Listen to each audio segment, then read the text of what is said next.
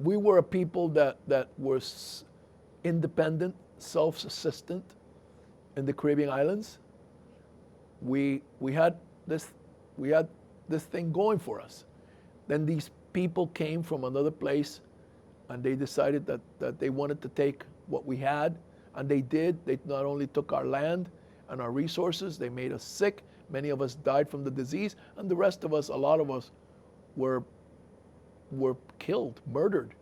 You know, there were matanzas, there were massacres. So a lot of our population was diminished. And then we began to mix physically with the people that had come over. First, the Spanish, who are Europeans, they're white people, they're Europeans.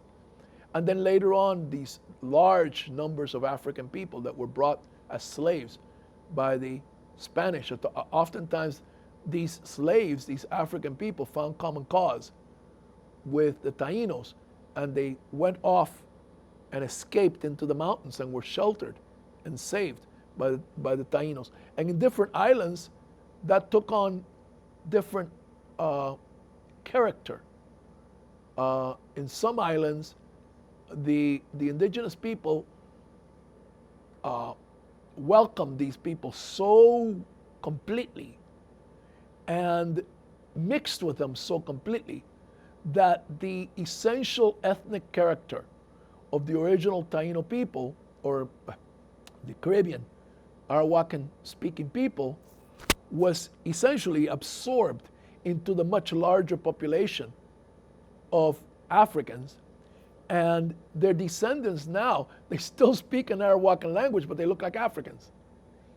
So that's the most obvious element of that is a group called the Garifuna, whose name is derived from the same name as the Kalinago, or Galinago, and who is also related to the word Carib.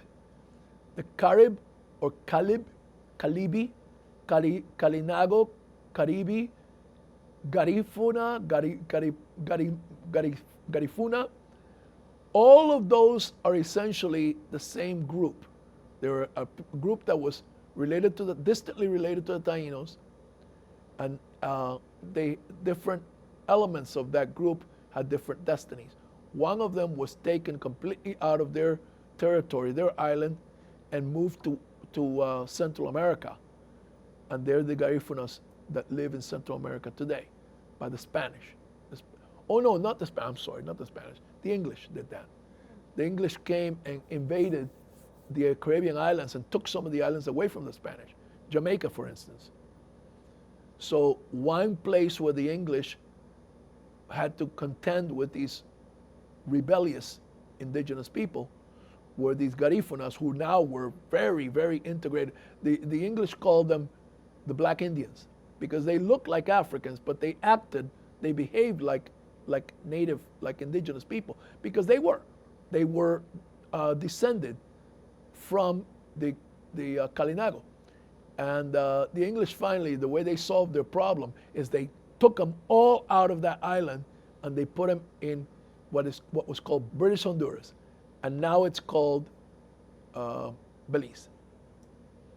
So Belize used to be British Honduras, and now it's called Belize. They speak English there.